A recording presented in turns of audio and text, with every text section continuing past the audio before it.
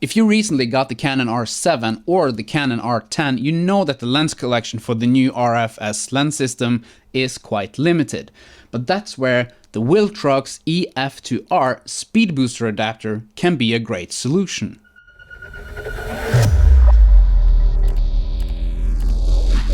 The sensor inside of the Canon R7 and the Canon R10 are both cropped sensors. You might have heard words like APS-C and Super 35, and these sensors are like that. That means that they are smaller than the full-frame sensor inside of the Canon R6 and the Canon R5. There's two types of lenses. You have cropped sensor lenses like this RF-S 18 to 150mm that is meant for cropped sensor cameras like the Canon R7 and Canon R10. Then you have full frame lenses like this Tamron 28 to 200mm that is meant for full frame cameras like my Sony A7IV and Sony A7S3. But if you put the full frame lens at 24mm and the crop sensor lens at 24mm, both of these two lenses will actually be at a 24mm focal length, because they are actually at 24mm, both of them. But depending on what kind of camera you have, if you have a crop sensor camera or a full frame camera, the image that is shown will be different. Here we have a full frame camera set at 24mm, and as you can see, the field of view is quite wide at 24mm.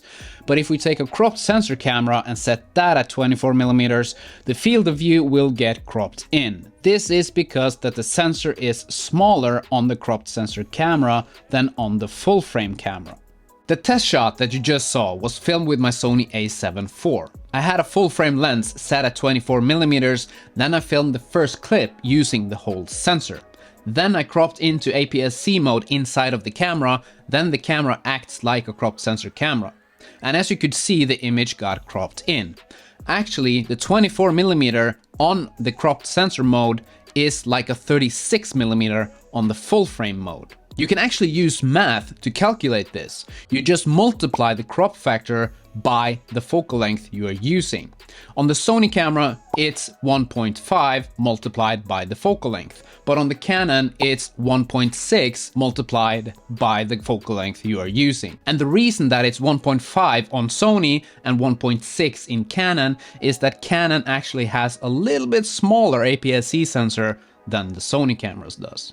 The benefits of the new R7 and R10 is that both of these two cameras have the new RF mount, so you can put full frame RF lenses on these cropped sensor cameras. But the field of view will still be cropped in as the sensor is smaller than on the full frame cameras. But you can also use older EF lenses on these RF bodies. You only need an adapter to adapt the EF lens over to the RF mount.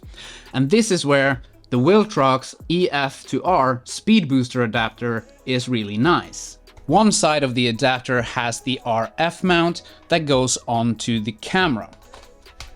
The other side of the adapter has the EF mount that you can put your full frame EF lens on.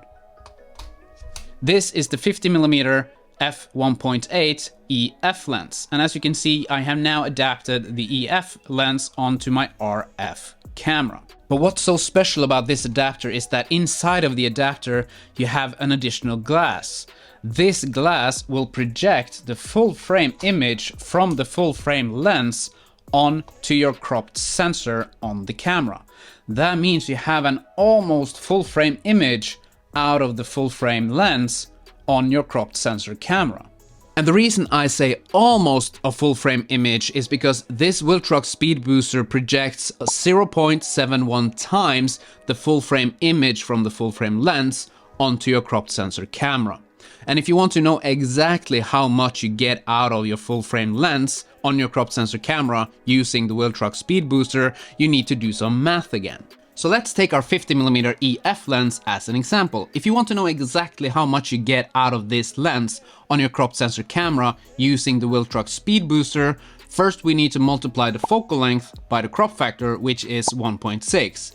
That gives us an 80mm full frame equivalent using this lens.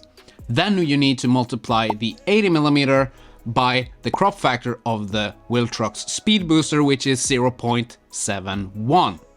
Then you get a 56.8mm full frame equivalent. So out of this 50mm lens, you get a 56.8mm full frame equivalent using the Viltrox speedbooster. And that's almost a full frame equivalent, but not quite there. So if you use this Viltrox speedbooster on your Canon R7 and R10, you can almost look at this camera as a full frame camera if you use older full frame EF lenses. And another benefit is that the full frame EF lenses is probably going to be a lot more cheaper than the full frame lenses that's in the RF series. And if you use full frame RF lenses on these cameras, you can't use this Viltrox speedbooster and you will have that 1.6 times crop. RF lenses is really good when it comes to quality, but if you're looking for something more budget friendly, older EF lenses is probably the way to go. And if you get older EF lenses used, you can probably save a lot of money. And if you get older EF lenses for your R7 and R10, I would highly recommend that you get the Viltrox speedbooster. Then I feel you can utilize that full frame image a lot more.